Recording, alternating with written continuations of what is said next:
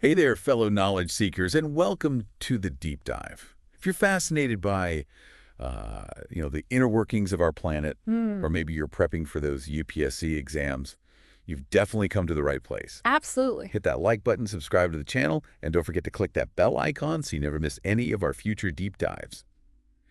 Today, we're going to unravel a topic that's as fundamental to life as breathing, Mhm. the carbon cycle. That's right. We're not just talking about some abstract concept here. This is about understanding a system that literally makes life on Earth possible. Oh, absolutely. From the air we breathe to the food we eat. Exactly. It's the ultimate behind-the-scenes player, quietly shaping our world. And get this, we're going to explore it in a way you won't find in any textbook. We're talking about uncovering the hidden colors of carbon. Intriguing, right. I know, it sounds a bit like a sci-fi movie, but trust me, it's going to be fascinating. What's fascinating is how this one element, carbon, it can exist in so many different forms, each with its own unique role to play in the grand scheme of things. Okay, so let's start with the basics. What exactly is the carbon cycle? Imagine Earth as this giant interconnected system with carbon constantly flowing between the air, land, and the sea. That's the carbon cycle in a nutshell. It's Earth's way of recycling this essential element. So it's kind of like Earth's own circulatory system, keeping things moving and balanced. Precisely. And just like our own circulatory system, if something goes wrong with the carbon cycle, the whole system can be thrown out of whack. That sounds a bit ominous. Yeah.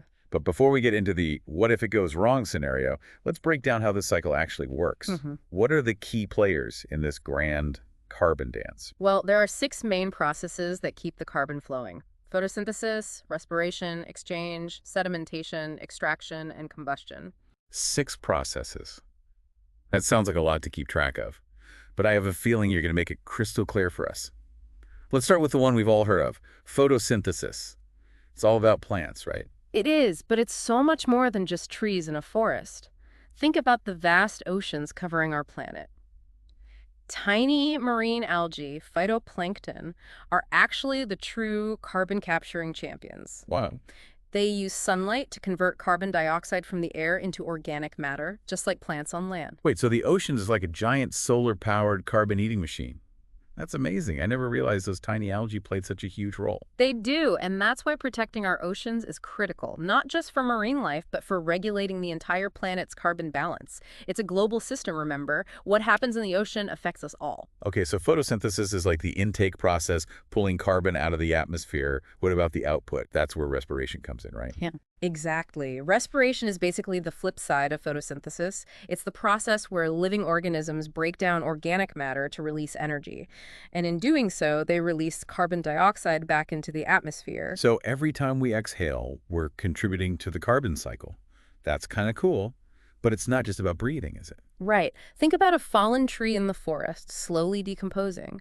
That process also releases carbon dioxide back into the atmosphere. It's all part of this continuous cycle of life and decay fueled by carbon. It's like a constant exchange between the living and non-living world. Now, what about this exchange process you mentioned? Does that involve trading carbon for something else? Not exactly. This exchange refers specifically to the interaction between the atmosphere and the ocean. Think of it like a giant game of pass the parcel, with carbon dioxide as the parcel being passed back and forth between the air and the water. Okay, so it's not really trading, more like sharing. Right, but how does that work exactly? Picture a bottle of soda. When you open it, all those bubbles, that's carbon dioxide escaping from the liquid.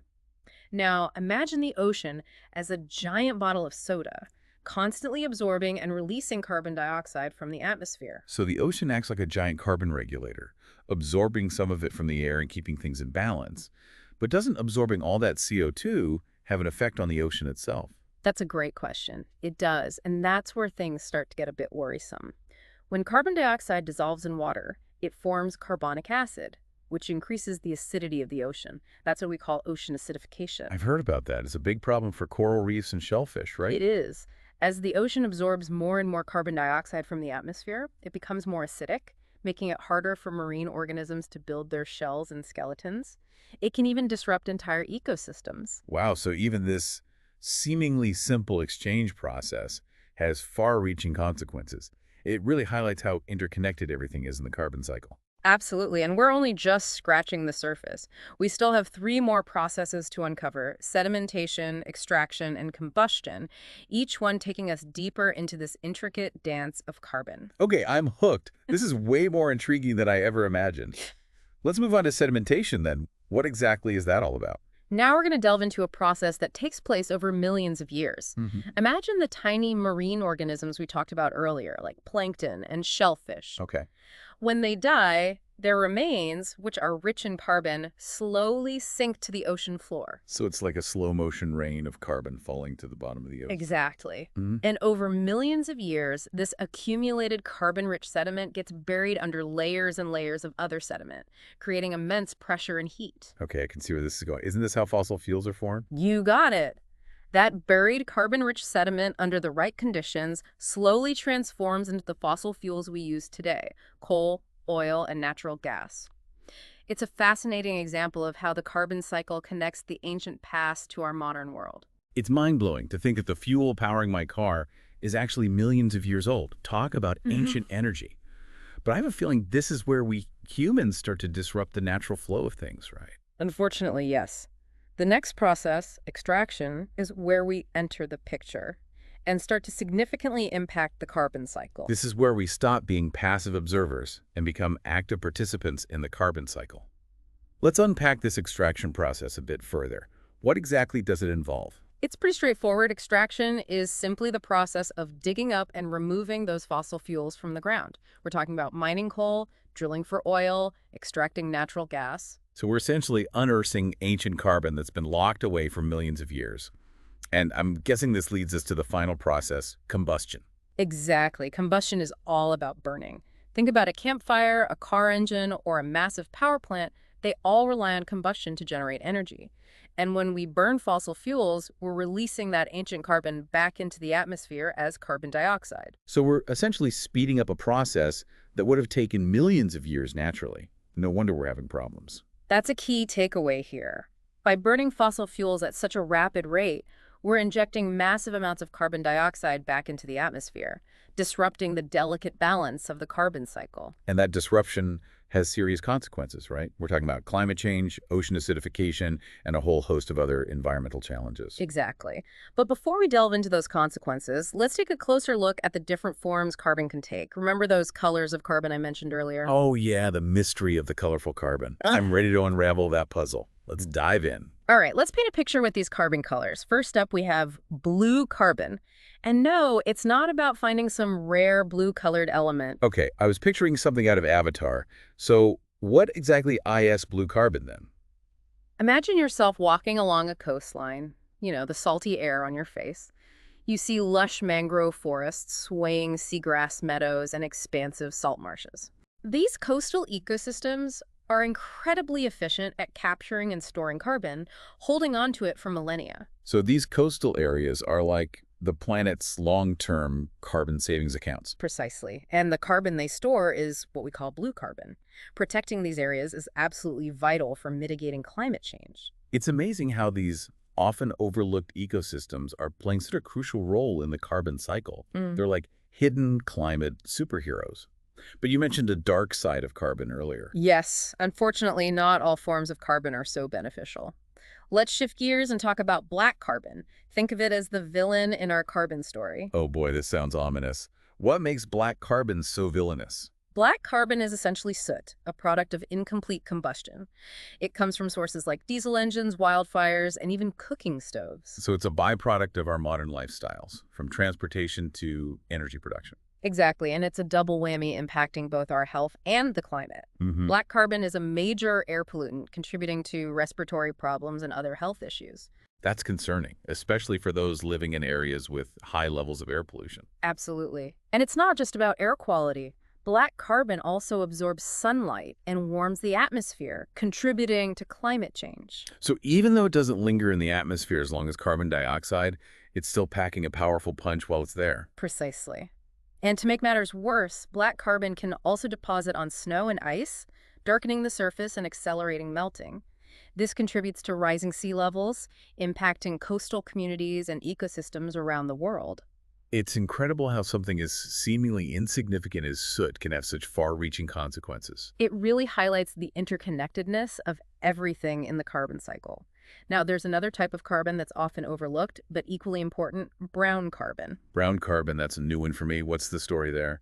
Like black carbon, brown carbon is also a product of burning organic matter, but it has a different chemical composition. It's found in tiny particles, aerosols, that hang in the atmosphere. So it's not as visible as black carbon, but it's still lurking up there in the air. Exactly. And even though it's less talked about, brown carbon is still a potent player in climate change. It absorbs sunlight, contributing to atmospheric warming, and it also interferes with cloud formation and rainfall patterns. So it's like a hidden force, subtly shaping our weather and climate. It seems like we're surrounded by carbon, both good and bad. We are.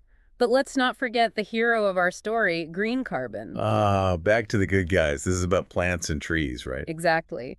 Green carbon refers to the carbon stored in plants and soil through photosynthesis. Forests, grasslands, and other terrestrial ecosystems are all important sinks for green carbon. So protecting and restoring these ecosystems is crucial for combating climate change, right? Absolutely. They're like giant sponges, soaking up carbon dioxide from the atmosphere and storing it away. It's amazing how these different colors of carbon paint such a vivid picture of the carbon cycle.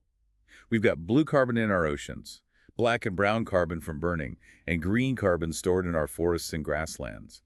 It's a reminder that carbon is constantly moving and transforming, shaping our world in profound ways. It is, and that brings us to the heart of why understanding the carbon cycle is so important. Okay, let's bring it home. Why should our listeners care about all this carbon cycling? How does it affect their lives? Well, as we've seen, the carbon cycle plays a crucial role in regulating Earth's climate. And climate change is arguably the biggest challenge facing humanity today. It's not just a distant threat anymore. It's happening now, right here, right now. We're seeing more extreme weather events, rising sea levels, and disruptions to ecosystems all around us. Exactly. And the way we manage the carbon cycle through our energy choices, land use practices, and consumption patterns has a direct impact on the severity of these impacts. So it's not just an abstract scientific concept, it's something that directly affects our everyday lives. Precisely. It's about the air we breathe, the food we eat, the stability of our climate, and the health of our planet. The choices we make today will determine the future we inherit tomorrow. It's a sobering thought, but also empowering. We're not just passive bystanders. We have the power to make a difference. Absolutely. We can choose to reduce our reliance on fossil fuels, support renewable energy sources, protect and restore our forests, and adopt more sustainable lifestyles. It's about recognizing the interconnectedness of everything and making choices that promote a balanced and healthy carbon cycle. Exactly. And it's not just about individual actions, it's about collective action. We need to work together to create systemic change, to shift our economies and societies towards a more sustainable path. It's a daunting challenge, but one we absolutely must embrace if we want to ensure a thriving future for generations to come. Now let's delve a little deeper into some of the key impacts of the carbon cycle. We've talked about climate change, but there's another critical aspect we need to explore: the role of carbon sinks. Right, those parts of the Earth that absorb and store carbon, helping to regulate the climate. Exactly. We've already touched upon the role of oceans and forests as major carbon sinks. The ocean acting like a giant carbon sponge, and forests like vast carbon vaults. Precisely. But there's another crucial carbon sink that's often overlooked: soil. Soil. I never thought of soil as playing a major role in the carbon cycle. It's one of Earth's hidden treasures. Healthy soil can store vast amounts of carbon, helping to regulate the climate. So protecting and restoring soil health is another key piece of the puzzle when it comes to addressing climate change. Absolutely. Sustainable agricultural practices, such as reducing tillage and incorporating cover crops, can significantly enhance soil carbon storage. It's incredible how interconnected everything is. From the air we breathe, to the food we eat, to the soil beneath our feet, the carbon cycle is woven into every aspect of our lives. It's the foundation of our planet's health and well-being. Now, let's address the elephant in the room: our reliance on fossil fuels. All right, we've talked about how burning fossil fuels releases ancient carbon back into the atmosphere, disrupting the carbon cycle and driving climate change. But fossil fuels are also a major source of energy for our modern world. How do we reconcile these two realities? It's a complex challenge, no doubt. Fossil fuels have powered our economies for centuries, but we now know that their continued use is unsustainable. The environmental and social costs are simply too high. Precisely. We need to transition to cleaner and more sustainable energy sources. And thankfully, we have viable alternatives. Renewable energy sources like solar, wind, and hydropower are becoming increasingly affordable and accessible. And those renewable energy sources don't release carbon dioxide when they generate electricity. So transitioning to renewables is a win-win. We reduce carbon emissions and mitigate climate change while also creating new jobs and economic opportunities. It's a no-brainer. Investing in renewable energy is an investment in our future. It really feels like we're at a crossroads, doesn't it? We are. The choices we make today will determine the future of the carbon cycle and ultimately the future of our planet. So where do we go from here? What can we as individuals do to help restore balance to this vital system? Well, the good news is we all have a role to play. Every action, no matter how small, can contribute to a healthier carbon cycle. Like what? Give us some examples. For starters, we can reduce our reliance on fossil fuels by opting for public transport, cycling, or walking whenever possible. Right. And choosing fuel-efficient vehicles or even electric cars if they're an option. Exactly. We can also support renewable energy by choosing green energy providers or even installing solar panels on our homes. That's a great point.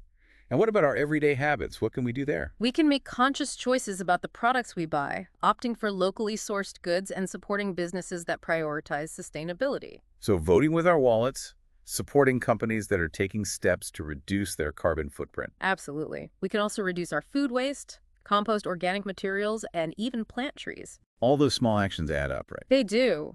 Remember, the carbon cycle is all about interconnectedness. Our individual actions, when multiplied across communities and nations, have the power to create a ripple effect of positive change. It's about shifting our mindset from a culture of consumption to a culture of conservation. Precisely. And it's not just about individual actions, it's about advocating for systemic change. We need to push our leaders to implement policies that promote renewable energy, sustainable agriculture, and responsible land management. We need to make our voices heard. Absolutely.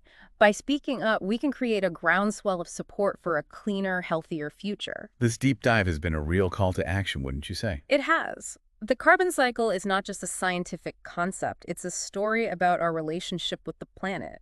It's a story that we're all writing together, and the ending is still unwritten.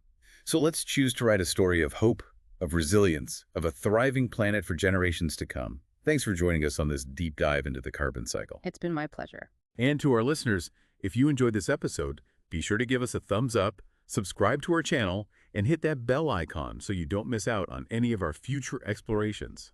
Until next time, stay curious, keep learning, and let's work together to create a brighter future for all.